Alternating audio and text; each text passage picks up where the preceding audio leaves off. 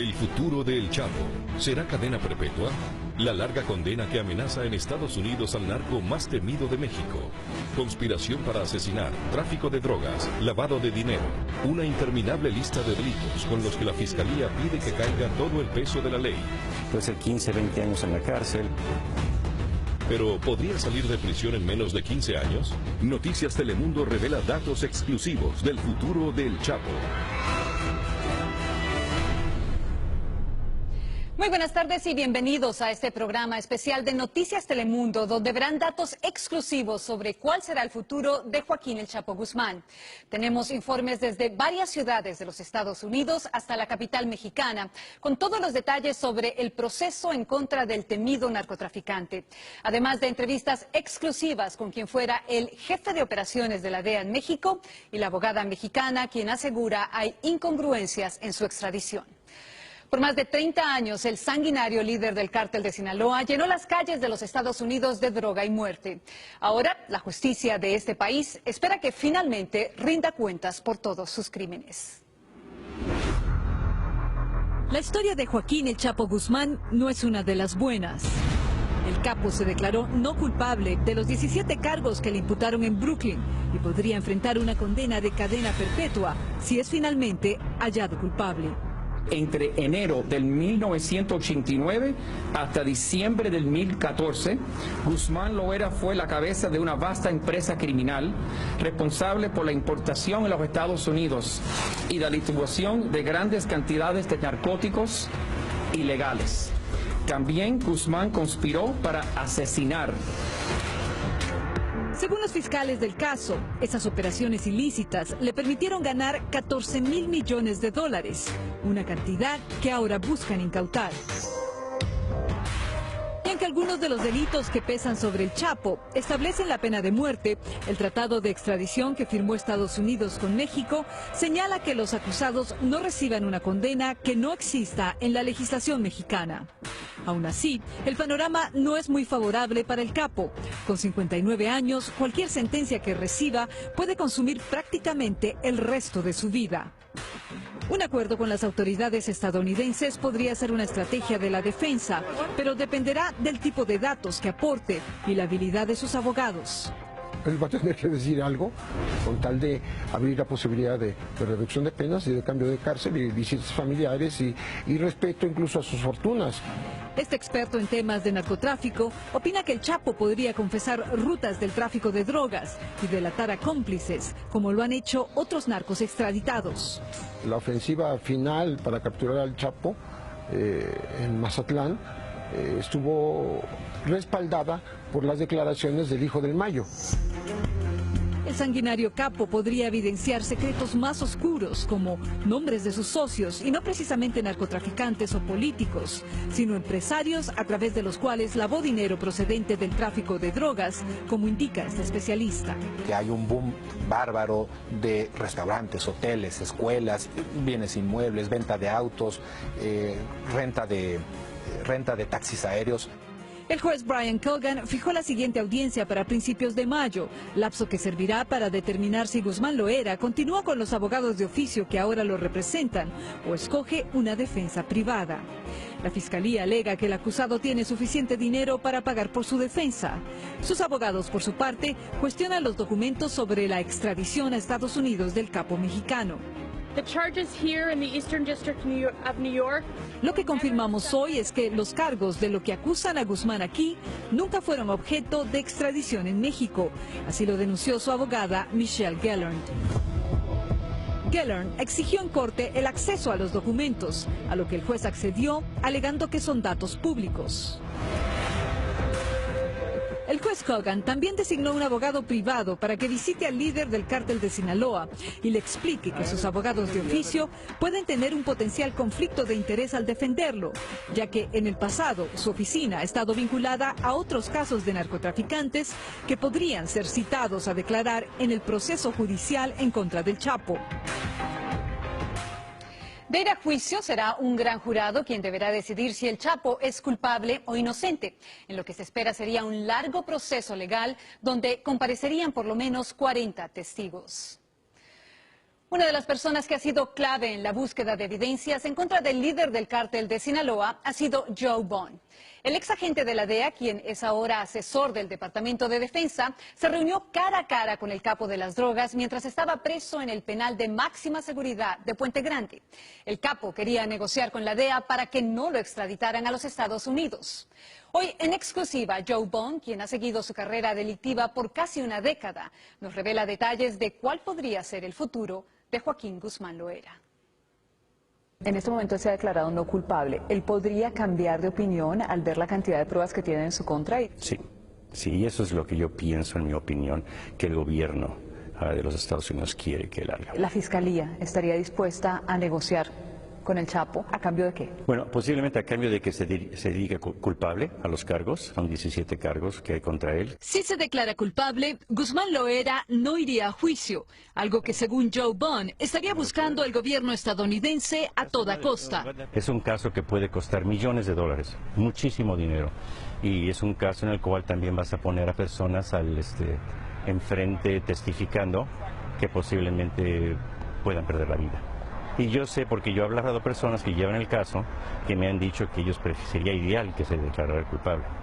A cambio de aceptar su culpabilidad, Guzmán Loera podría salir libre más pronto de lo pensado. Puede ser 15, 20 años en la cárcel. De 15 a 20 años y salir en libertad. De todas las acusaciones, finalmente, su caso se va a llevar en Brooklyn. Sí, se va a llevar todo aquí en Brooklyn. Todos los cargos contra él, todas las acusaciones contra él se sumaron aquí en el caso de Brooklyn. ¿Fue una unión de todas las jurisdicciones? Una coordinación que tuvieron el Departamento de Justicia con las otras jurisdicciones para que se haga aquí el caso. En la acusación que está enfrentando el Joaquín Guzmán Loera en Brooklyn, dice que él podría haber amasado una fortuna de 14.000 millones de dólares. Conociendo un poco su trayectoria, tú que lo has seguido por años, ¿crees que es posible que él tenga todo ese dinero?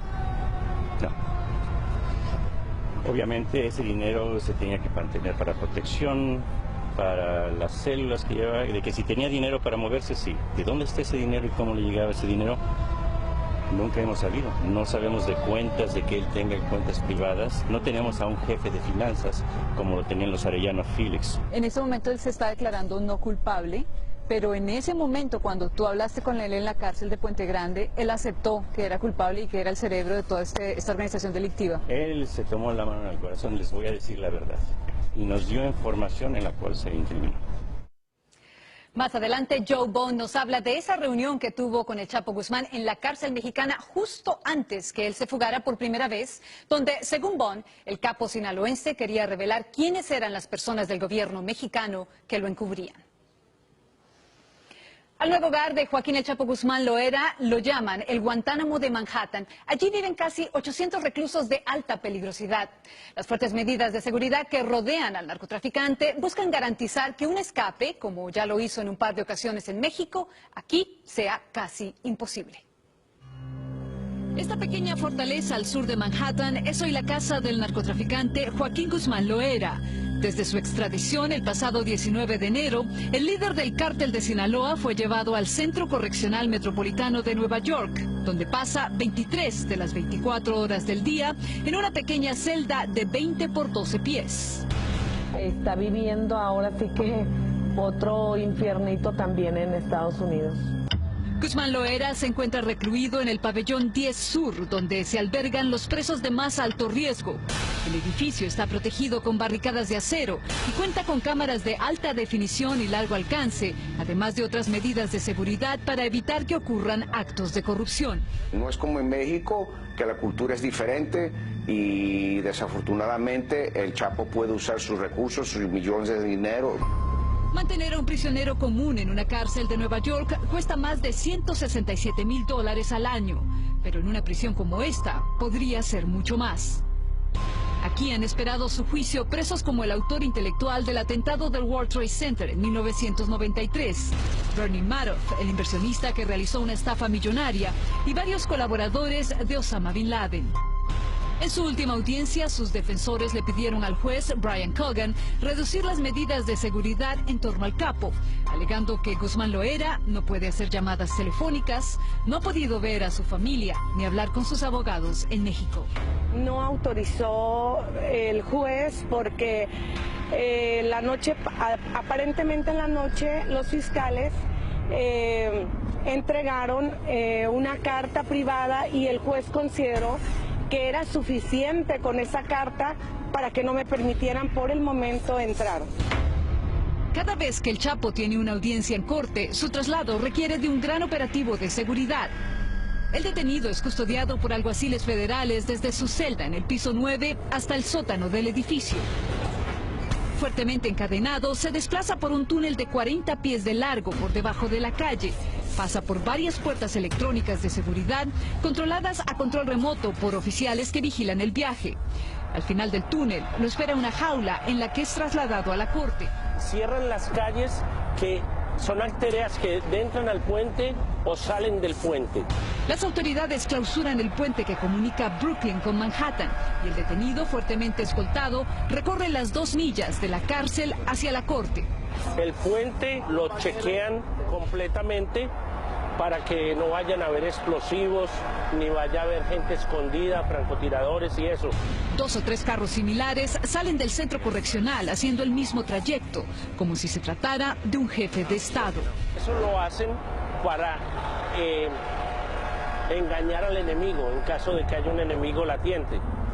Una persona de la importancia del Chapo, que no solamente tiene la gente que trabaja para él en Nueva York, Chicago, Los Ángeles, que ya están aquí en Estados Unidos, lo que llaman las células de los carteles, sino que también tiene mucha gente que lo apoya.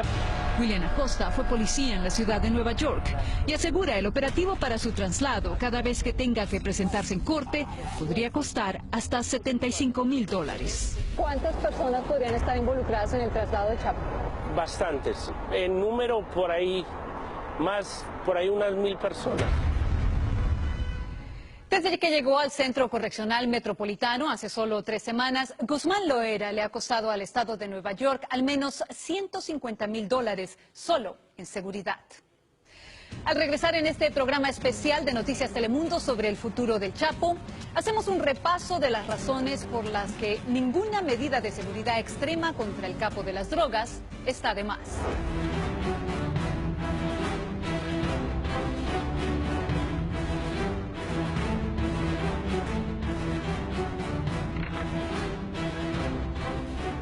Joaquín El Chapo Guzmán se escapó por primera vez de una cárcel de máxima seguridad en México en el año 2001.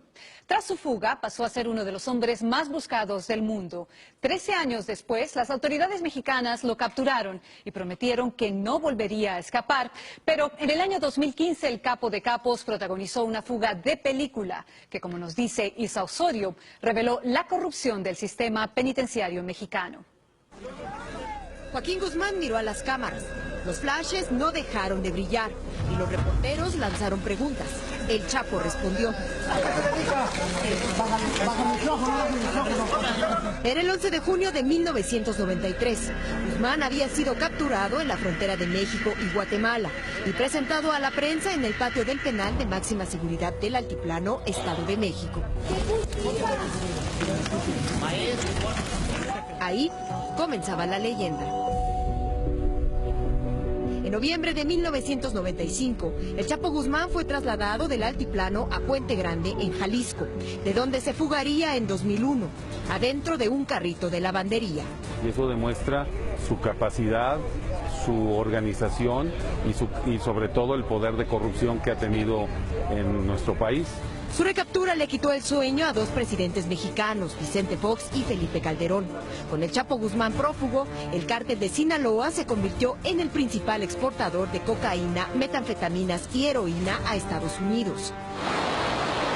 Sería 13 años después de vivir oculto que el Chapo Guzmán fue capturado por segunda vez el 22 de febrero de 2014 por las autoridades del gobierno del presidente Enrique Peña Nieto.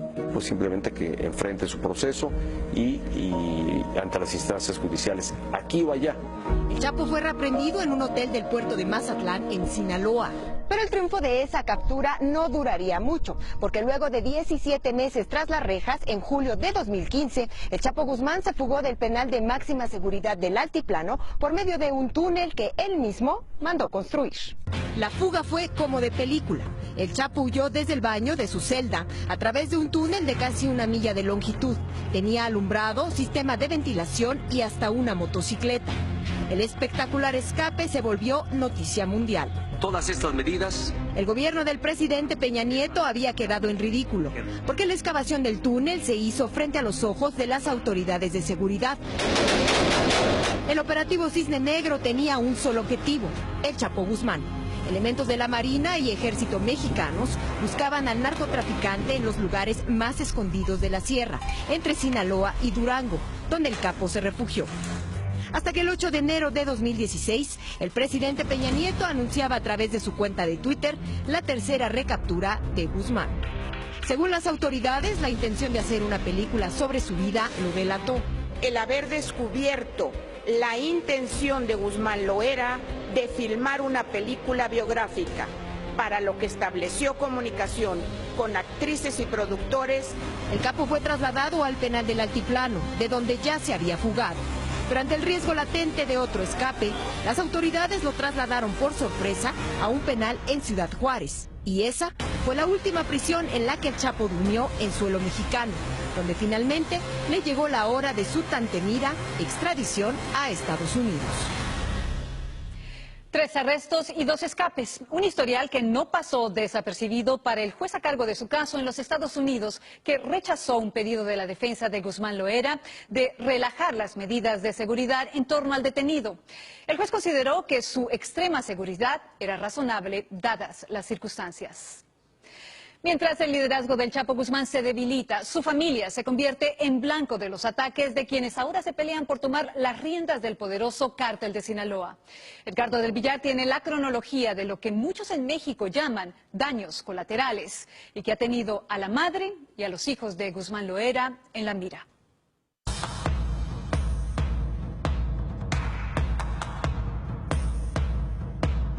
La captura de Joaquín El Chapo Guzmán abrió la puerta a grupos rivales para hacerse del mando del sanguinario cártel de Sinaloa. Desde entonces, varios de sus familiares han sido blanco de esa guerra sin cuartel.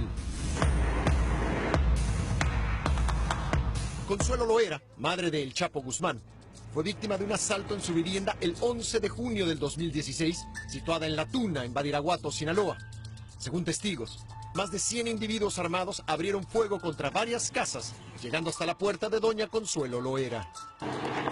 Algunos se salieron por temor, también porque se comenzó a correr la información de que se suscitaría un enfrentamiento entre grupos de delincuentes. El ejército mexicano fue desplegado con el objetivo de tomar control del lugar y restaurar la seguridad de los habitantes. Versiones apuntan a que el ataque fue ordenado por Isidro Mesa, alias El Chapito, identificado como uno de los rivales más antiguos del Capo. Pertenecía al cártel de los Beltrán Leiva. La otra versión apunta a que los pistoleros pertenecían al cártel de los Beltrán Leiva, pero encabezados por el Mochomito, Alfredo Beltrán Guzmán, sobrino del propio Chapo. Y el desplazamiento obviamente obedece a una presión por los espacios físicos, porque en esa región es altamente productora de marihuana y de amapola.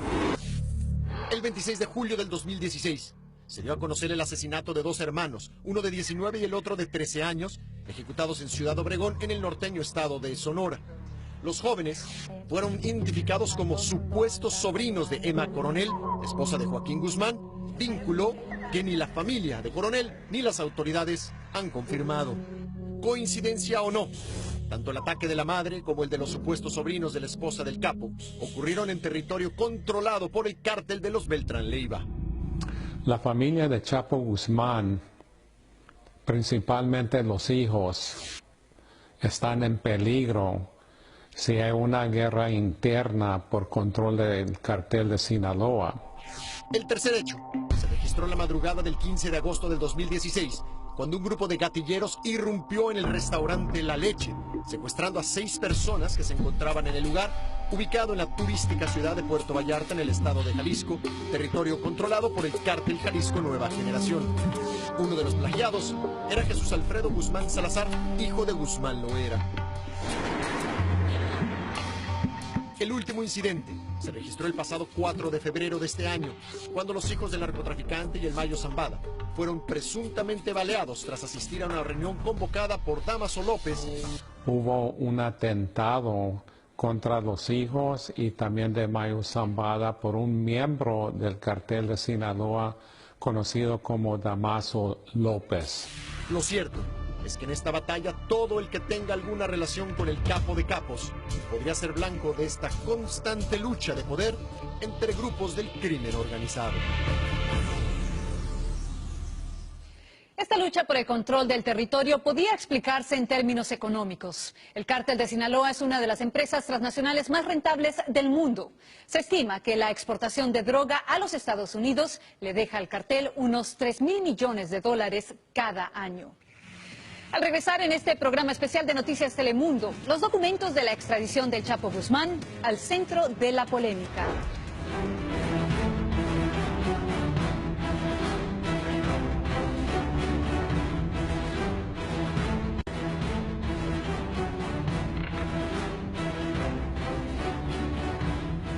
Ahora me acompaña desde la ciudad de El Paso, Texas, la abogada de Joaquín Guzmán Loera, Silvia Delgado, quien fue parte de la defensa de Guzmán Loera mientras él estaba en tierra mexicana. Muchas gracias, abogada, por acompañarnos.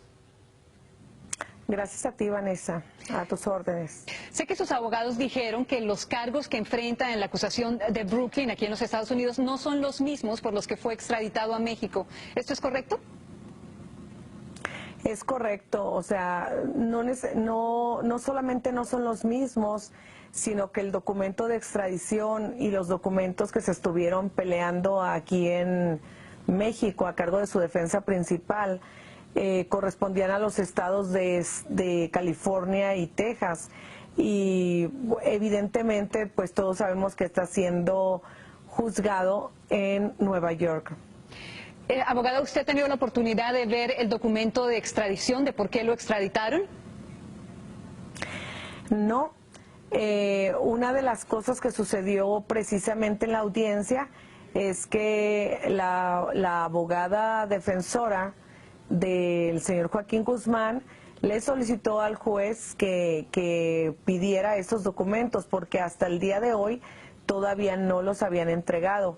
El juez en audiencia le ordenó que entregaran esos documentos al consulado mexicano. Yo entiendo. Desconocemos las razones por las que no los quiere entregar, ¿verdad? Entonces, si no los ha visto la abogada, no los ha visto usted, ¿cómo saben que los cargos no son los mismos? Porque los cargos que existen en las solicitudes de extradición son diferentes a los que se pronunciaron en la audiencia o a los que se le imputaron en la audiencia previa a esta.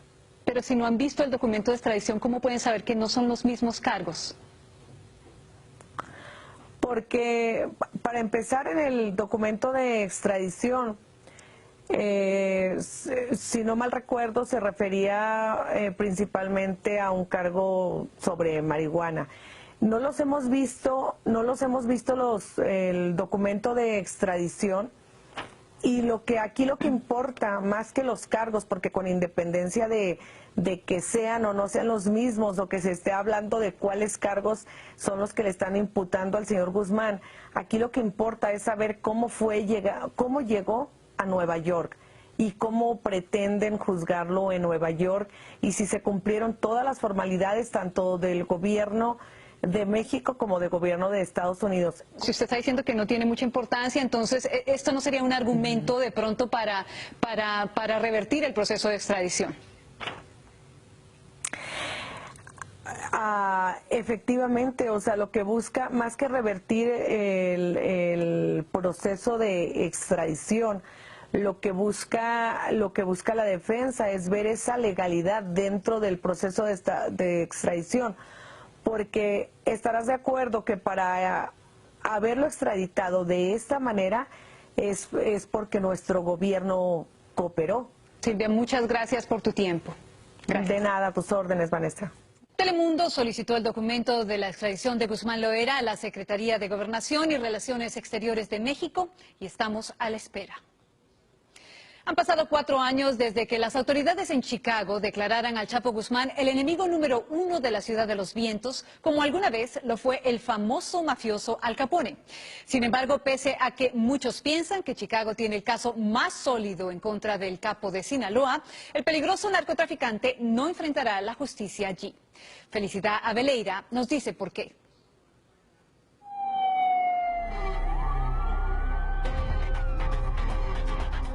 Para las autoridades de Chicago, el Chapo ha sido para el narcotráfico lo que fue Al Capone para el comercio ilícito de whisky y cerveza. Por ello le otorgaron el mismo indecoroso título que ostentó el mafioso en 1930. Muchas décadas después, el 14 de febrero de 2013, la DEA y la Comisión del Crimen consideraron que el capo de Sinaloa, por su brutalidad, maldad y poder, era el enemigo número 1 de esa ciudad. De acuerdo a la Agencia Antidrogas de Estados Unidos, el cártel de Sinaloa abastecía hasta el 90% de la droga que allí se traficaba. Chicago tiene el caso más sólido contra el capo, asegura este representante de la Comisión del Crimen. Por su ubicación, Chicago fue crucial en la red del Chapo y lo culpan de la violencia que han generado las pandillas que distribuyen sus drogas y que sitúan a esta urbe entre las más violentas del país. También en Chicago están presos los testigos clave en contra del Chapo Guzmán, que son los gemelos Pedro y Margarito Flores, quienes se convirtieron en principales operadores del cártel de Sinaloa y controlaban la venta y distribución de heroína y cocaína. En 2008, atrapados en la guerra entre carteles, decidieron colaborar con la DEA para obtener una reducción de sus condenas. A través de ellos, las autoridades grabaron conversaciones que sostuvieron con el Chapo sobre transacciones de drogas, una evidencia sustancial, según este abogado. Tienen también el hijo del Mayo, el señor Zambada, que está cooperando con el gobierno. De acuerdo a De León, que no está directamente vinculado con el caso, si el proceso judicial contra el Chapo que se lleva a cabo en Nueva York no tiene un resultado satisfactorio para la Fiscalía, podría trasladarse a Chicago o a otra de las 4 jurisdicciones donde también existen cargos en su contra. Pero si, por ejemplo, él pierde el caso en New York y le dan 30, 40 años, es posible que el gobierno va a decir, ¿para qué lo van a traer a Chicago? Lo más importante para las autoridades de Chicago es que sea donde sea juzgado, el jefe del cártel de Sinaloa debe recibir todo el peso de la ley. México accedió a extraditar al Chapo Guzmán a los Estados Unidos solo con la condición de que no fuese condenado a la pena de muerte. Por eso, entre los cargos presentados por la Fiscalía de Nueva York no figura el de homicidio. Enseguida aquí en Noticias Telemundo, la guerra sin cuartel desatada por el control del cártel de Sinaloa tras la caída del Chapo Guzmán.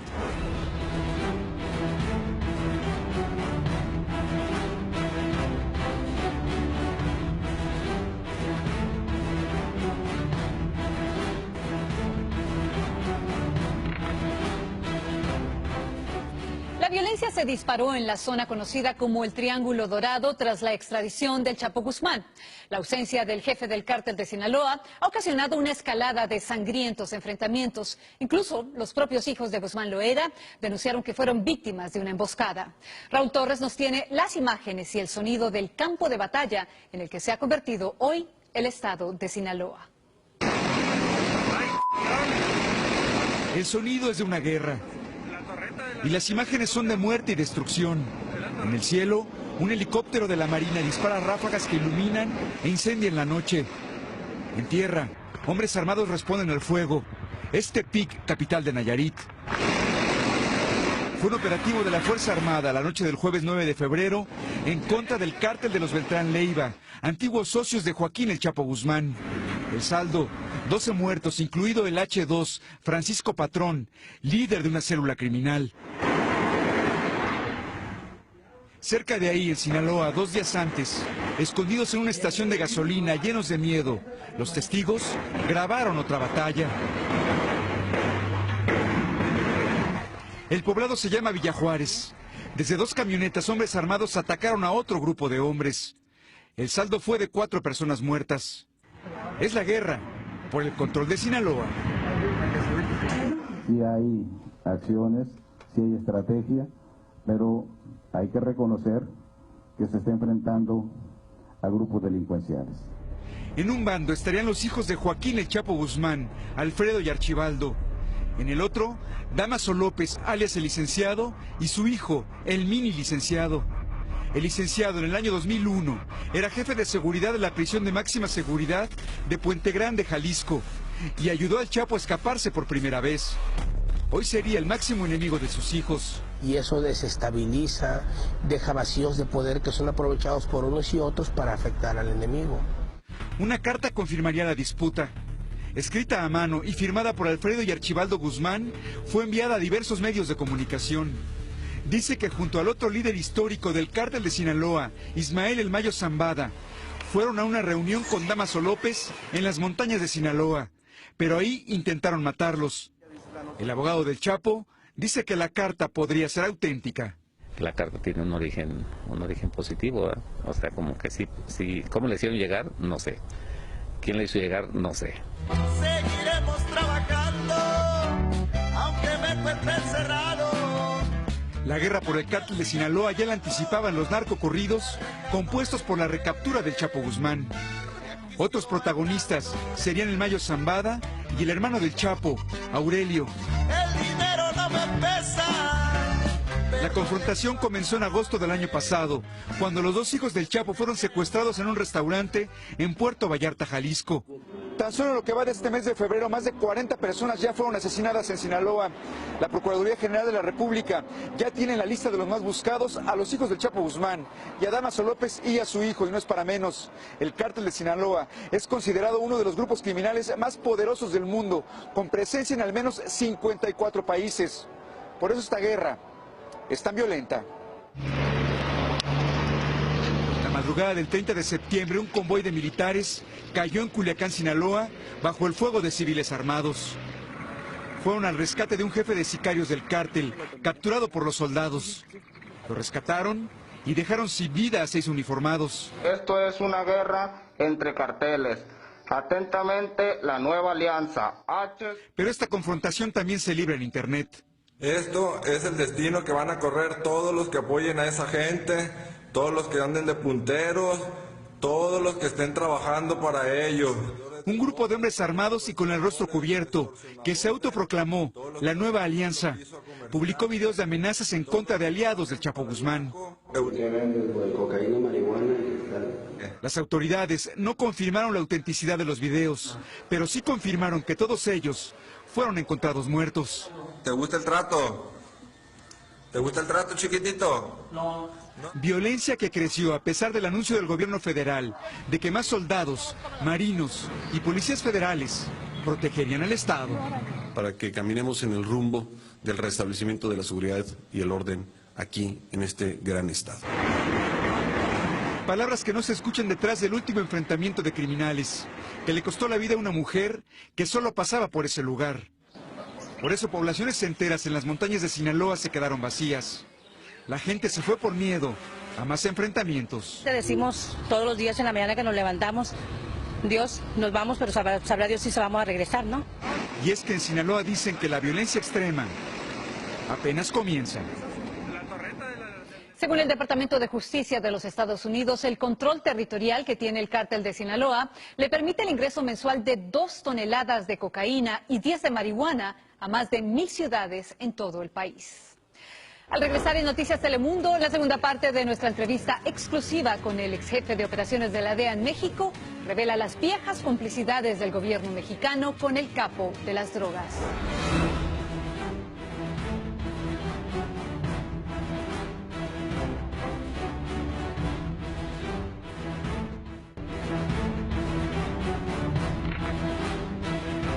La esposa de Joaquín El Chapo Guzmán estuvo presente en la última audiencia de su marido en Nueva York, pero solo pudo cruzar miradas con él. Por el momento, Emma Coronel, ex reina de belleza de 27 años de edad, no tiene permiso para visitar al narcotraficante en la cárcel. Pero como nos dice Angie Sandoval, las dificultades parecen no alterar su lealtad al padre de sus 2 hijas gemelas. Emma Coronel, esposa de Joaquín El Chapo Guzmán, está acostumbrada a vivir en el ojo de la tormenta. Por eso nos sorprende que cuando viajó de México a Nueva York, para ver por primera vez a su marido desde su extradición. No hay nada más que comentar. Parecía calmada, algo que quizás aprendió de él y, como dijo a Telemundo el año pasado, lo que en parte la deslumbró cuando lo conoció. Me inspiró muchísima confianza, no como de repente como hombre, sino como amigos. La ex reina de belleza tenía apenas 17 años, Guzmán 46. A pesar de la diferencia de edad, Coronel dice que la cortejó como un adolescente. Yo digo que lo que me conquistó más bien de él fue su plática, su forma de tratarme. No me llevó grandes regalos ni grandes cosas. En el 2007, el mismo día que alcanzó la mayoría de edad, se casaron. Todo fue algo muy chiquito, con pura familia. No hubo tiempo para luna de miel ni para convivir, porque para ese entonces Guzmán era fugitivo de la justicia. Es un hombre muy atento, muy cariñoso. Es un ser humano como cualquier ser humano. Quiero señalar que, desde luego, la captura de Joaquín Guzmán Loera sigue siendo un objetivo prioritario para la administración. Ella dice que fue un día mirando la televisión cuando se enteró por qué a su esposo solo lo veía los fines de semana. Joaquín Guzmán Loera, narcotraficante. De hecho, a mí no me consta que él trafique drogas. Nunca he visto drogas, ni con él ni con nadie. Emma Coronel defiende a su esposo. Todas esas cosas que dicen son puras meras suposiciones. Como tampoco dice que sea como publicó la revista Forbes, uno de los hombres más ricos del mundo. Ahora habrá que preguntarles a los de la revista dónde está todo este dinero, ¿no? A lo mejor ellos saben, porque yo no sé dónde está. A pesar de su imagen, ella dice que ser su mujer ha dejado huellas profundas en su vida.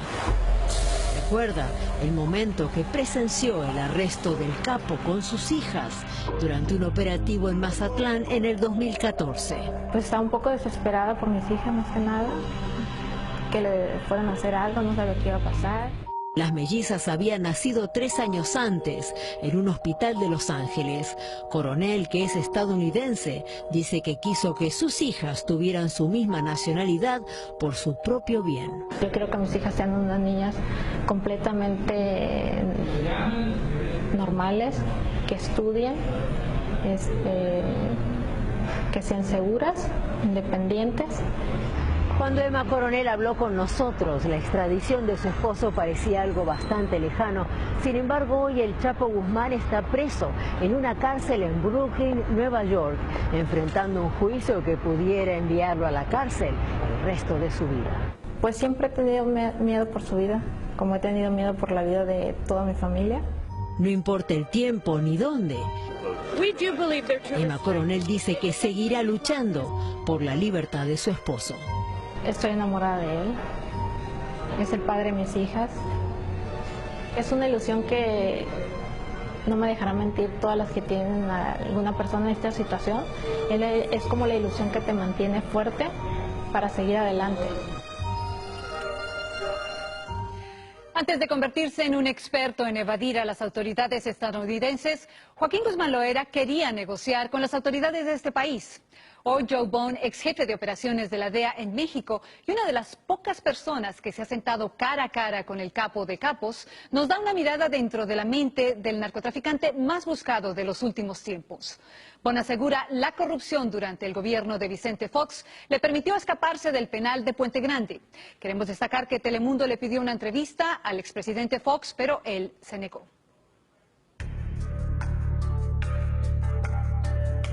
¿Cómo era el Chapo en ese entonces, cuando tú lo conociste? Cuando yo lo vi a él, se veía muy bien, joven, bien alimentado, muy inteligente. En 1998, Joe Bone era agente especial de la DEA en México, cuando Guzmán Loera pidió una reunión en el penal de máxima seguridad de Puente Grande, en Jalisco. A los 15 minutos trajeron al Chapo, no lo tenían sí, en handcuffs ni nada de eso, o sea que nada más entró como si fuera el rey de la cárcel. La DEA había acordado con el capo que usarían el seudónimo Tito. Entonces le dije, mira, Chapo, yo soy Tito. Y en ese momento sus ojos no se lo esperaba. Lo primero que hizo, se bajó a ver debajo de la puerta a ver si alguien estaba oyendo. Empezó a ver por todas partes del techo a ver si había micrófonos y todo esto. Y me dice a mí, ¿todos son Tito? Le dije, no, tenemos una persona aquí que trabaja para la fiscalía, pero es una persona de mucha confianza para nosotros. ¿Del gobierno mexicano? Del gobierno mexicano. Según Bond, el gobierno de México permitió el encuentro con ciertas restricciones. El gobierno mexicano obviamente nos había dado ciertas condiciones de la plática en la cual no íbamos a hablar nada acerca de la corrupción en México, la cual nosotros no estábamos interesados en ese momento. O sea, básicamente el Chapo no podía mencionar ningún funcionario del gobierno mexicano que lo estuviera ayudando. Y varias veces quería hacerlo y lo parábamos. Le digo a mi señor Lora, no podemos hablar de esto. Pero es que la información que tengo, le digo, eso no importa. No queremos hablar de eso. Joe Bond asegura que la DEA luego confirmaría que su escape en el 2001 de la prisión de Puente Grande fue gracias a la complicidad de altos funcionarios del gobierno. En ese tiempo estaba la administración de Fox y después tuvimos información que miembros del mismo gobierno y miembros de policías que trabajaban en el Puente Grande accedieron a que se escapara el Chapo. ¿Cómo sabías que él estaba diciendo la verdad? Porque obviamente estábamos preguntándole de ciertos casos que nosotros sabíamos y sabiendo la posición que él tenía en ese caso, y él nos la confirmaba, como el avión que aterrizó en Toluca con un cargamento muy grande de cocaína. Él, con Amado Carrillo Fuentes, lo coordinaron y sabíamos que lo había coordinado. Él mismo nos dijo, éramos muy buenos en ese día. O sea, él sabía que él era uno de los narcotraficantes más poderosos en ese momento. Más poderosos. Se lo reconocían con los colombianos, tenía protección en Sudamérica, Centroamérica, obviamente por eso escapó hacia Guatemala. Y él sabía que era un hombre muy poderoso. Desde que inició el negocio de las drogas, Guzmán Loera se destacó por su efectividad. El Chapo estaba encargado de mover esa droga a los Estados Unidos. Los colombianos le dieron un nombre, el rápido, porque en cuanto llegaba ahí, inmediatamente la droga se movía. En 48 horas llegaba la droga de México a Estados Unidos. Ya sabían exactamente dónde iba a estar, dónde la iban a entregar, quién la iba a recibir, todos los detalles.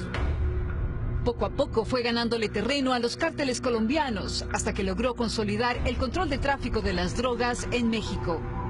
¿Cuál era la diferencia entre él y otra persona? Que él pudo llegar a un nivel tan alto de convertirse en el narcotraficante más buscado del mundo.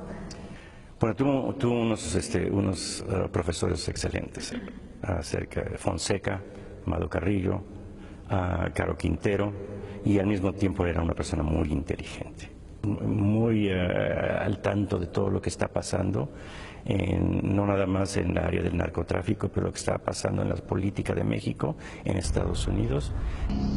Pues yo lo que hago es defenderme nada más. Una imagen muy diferente a la que vimos en este video que le envió a la actriz mexicana Kate del Castillo y al productor estadounidense Sean Penn hace un año. ¿Guzmán Loera aceptó en algún momento que él había mandado matar gente, que tenía sicarios a su nombre? No. Dijo, ciertas personas tenían que pagar por lo que hicieron y sabían las consecuencias.